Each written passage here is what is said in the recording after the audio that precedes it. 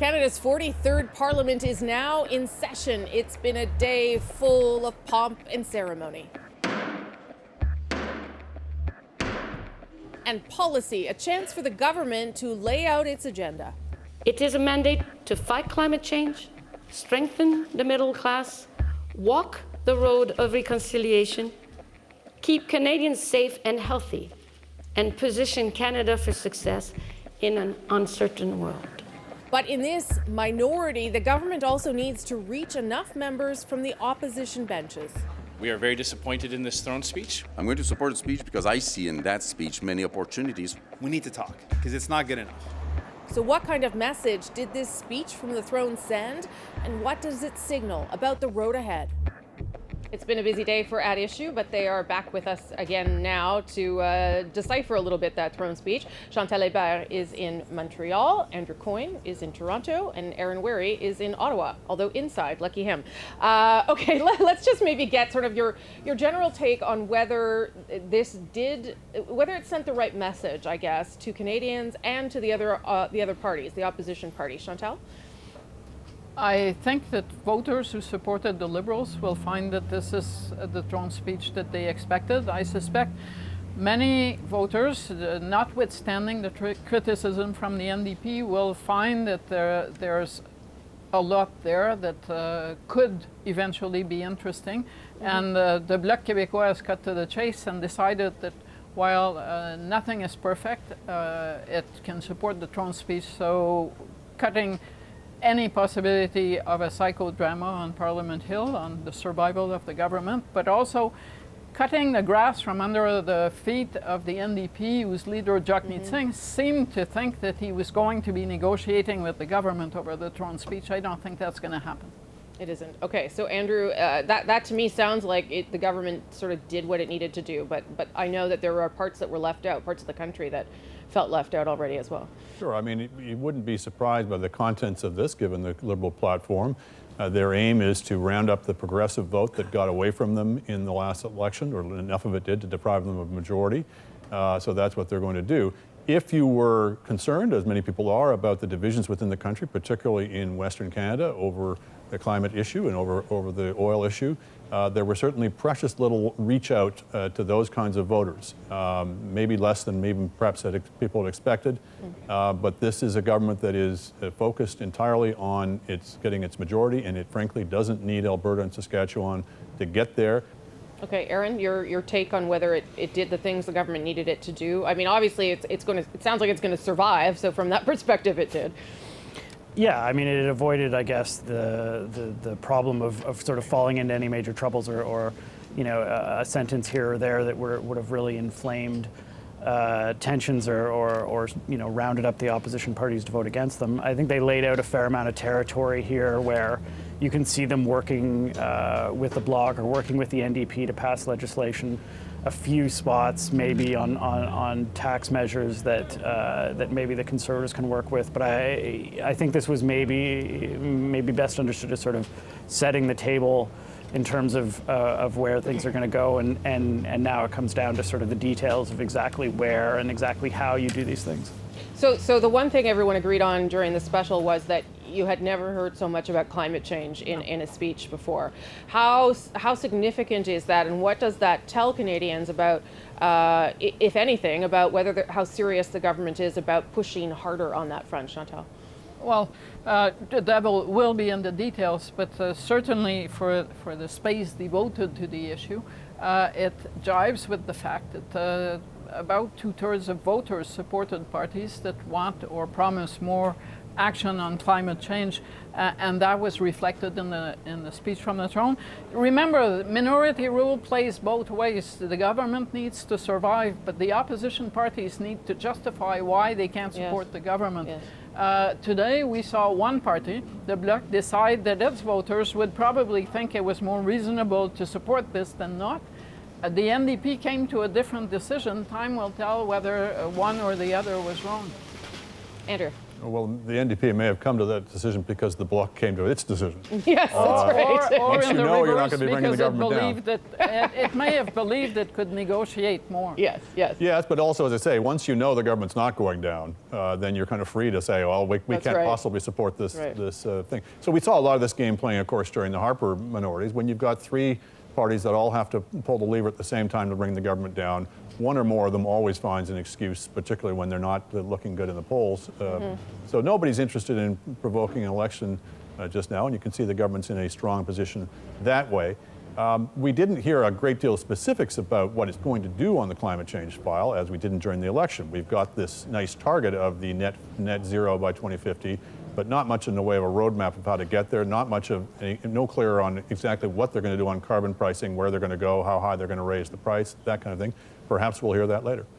And, I do think. Aaron? I just want to say that I do think it's a measure of how far this issue has come. If you go back just 6 years, which now seems like a lifetime ago, to the final 2 years of the Harper government, their last throne speech didn't mention climate change. There was one sentence, buried deep in what was a 7,000-word throne speech about reducing greenhouse gas emissions, but it was by no means a focus.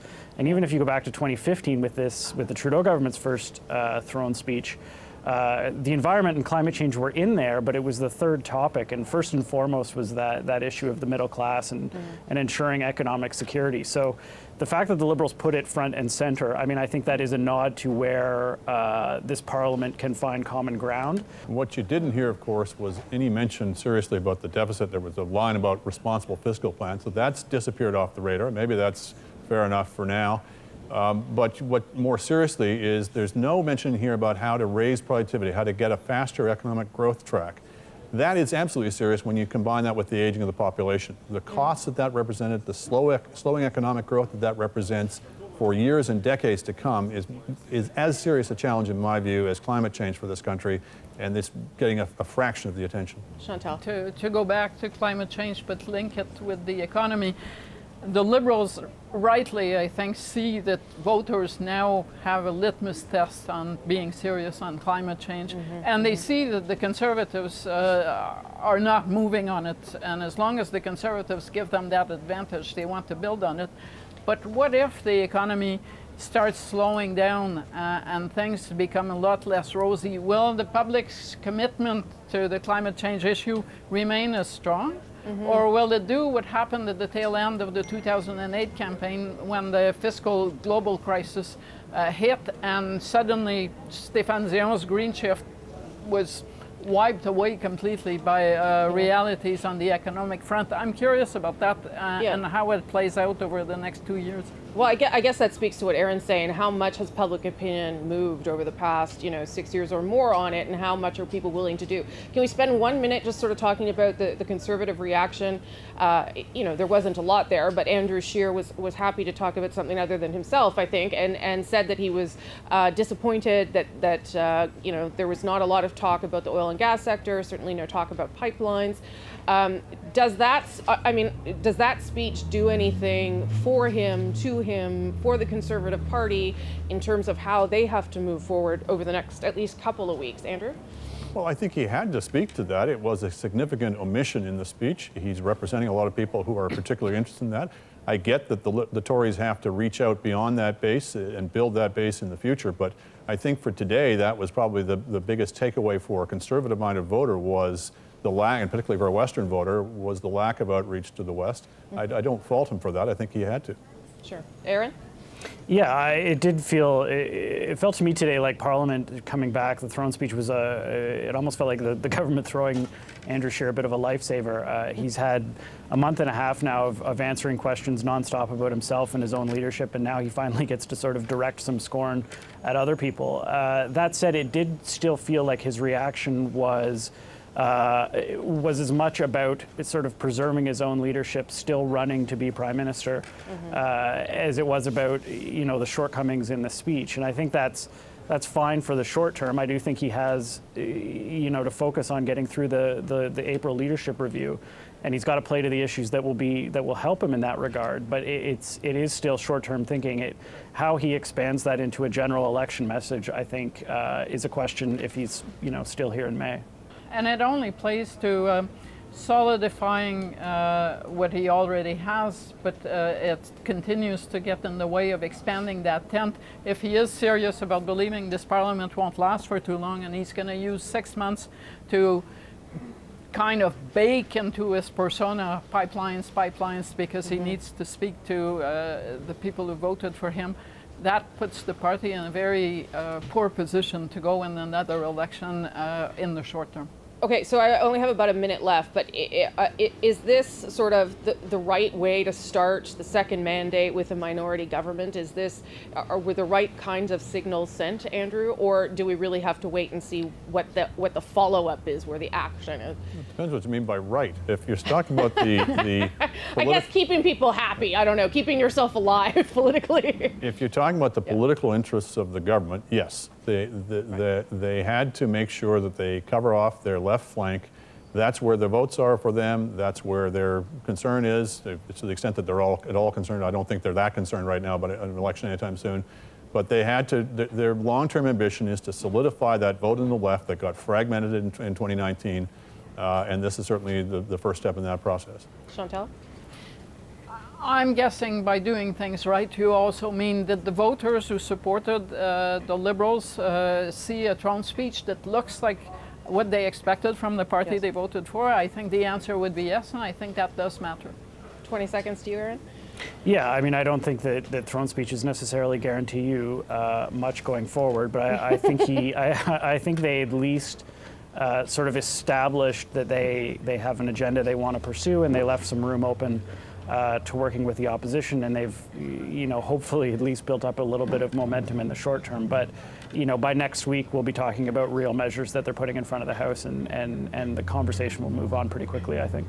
Okay, thank you all very much. Thanks for doing extra triple duty, as it were, today. I appreciate it.